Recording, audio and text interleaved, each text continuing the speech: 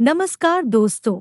इस वीडियो में हम डिस्कस करेंगे कि ट्रिमर कैप्सूल का उपयोग किन कंडीशंस में किया जाता है, ट्रिमर कैप्सूल को कैसे लेना चाहिए और ट्रिमर कैप्सूल की वजह से क्या साइड इफेक्ट्स हो सकते हैं, और यह भी डिस्कस करेंगे कि ट्रिमर कैप्सूल को लेते समय क्या क्या सावधानियां रखनी चाहिए। ट्रिमर एक ब्रांड नेम है। ट्रिमर कैप्सूल के अंदर सॉल्ट कंपोजिशन ऑलिस्टेट होता है। ट्रिमर कैप्सूल 60 mg व 120 mg की स्ट्रेंथ में अवेलेबल है। ट्रिमर कैप्सूल का उपयोग वजन घटाने के लिए किया जाता है, यानी जो व्यक्ति मोटापे और अधिक वजन की समस्या से पीड़ित है, ऐसे व्यक्तियों में ट्रिमर कैप्सूल का उपयोग कम कैलोरी वाली डाइट और एक्सरसाइज के साथ किया जाता है। जब हम खाना खाते हैं तो खाने में मौजूद फैट यानी वसा को पचाने के लिए हमारे शरीर की आंतों में लाइपेज नाम का एंजाइम काम करता है। ट्रिमर कैप्सूल इसी एंजाइम को ब्लॉक कर देता है, जिसकी वजह से खाने में मौजूद फैट बिना पचे ही मल के रास्ते शरीर से बाहर निकल जाता है। यानी ट्रिमर कैप्सूल आपकी भूख को कम नहीं करता है, बल्कि खाए गए फैट को शरीर में सोखने से रोकता है। आपको इस बात का ध्यान रखना चाहिए कि ट्रिमर कैप्सूल केवल फैट पर असर करती है। कार्बोहाइड्रेट, चीनी,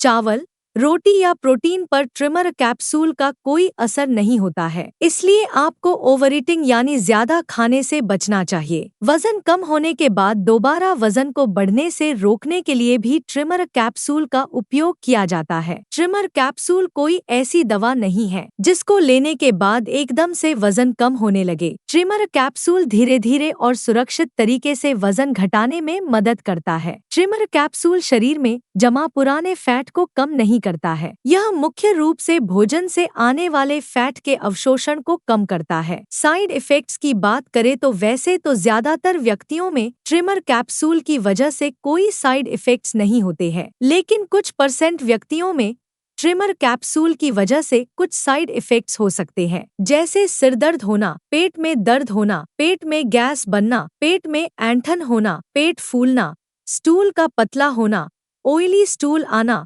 अंडरवियर में ऑयली लीकेज होना, अचानक टॉयलेट जाने की तेज इच्छा होना, बार बार टॉयलेट जाना और स्टूल को कंट्रोल करने में कठिनाई होना आदि साइड इफेक्ट्स ट्रिमर कैप्सूल की वजह से हो सकते हैं। ज्यादातर व्यक्तियों में ये साइड इफेक्ट्स ट्रिमर कैप्सूल को लेना शुरू करने के बाद शुरुआती समय में दिखाई दे सकते हैं और ज्यादा फैट से भरपूर भोजन लेने के बाद बढ़ सकते हैं। अब हम डिस्कस करेंगे कि ट्रिमर कैप्सूल को कैसे लेना रेकमेंडेड होता है। आमतौर पर 18 साल से अधिक उम्र के ज्यादातर व्यक्तियों को डॉक्टर ट्रिमर 120 mg कैप्सूल को दिन में 3 बार हर उस मुख्य भोजन के साथ लेने की सलाह देते हैं जिसमें फैट मौजूद हो। कम मोटापे के लिए डॉक्टर ट्रिमर 60 mg कैप्सूल को लेने की सलाह दे सकते हैं। ट्रिमर कैप्सूल को खाना खाने से पहले भी लिया जा सकता है और खाना खाने के बाद भी लिया जा सकता है। अगर आप खाना खाने के बाद ट्रिमर कैप्सूल को लेते हैं तो आपको ट्रिमर कैप्सूल को खाना खाने के 1 घंटे के अंदर ले लेना चाहिए। अगर किसी एक टाइम का भोजन मिस हो गया हो या ऐसा भोजन जिसमें फैट ना हो तो ट्रिमर कैप्सूल को नहीं लेना चाहिए। दोस्तों, कृपया वीडियो को लाइक करना न भूलें। अब हम डिस्कस करेंगे कि ट्रिमर कैप्सूल को लेते समय क्या-क्या सावधानियां रखनी चाहिए। Trimmer capsule fat soluble vitamins जैसे विटामिन ए,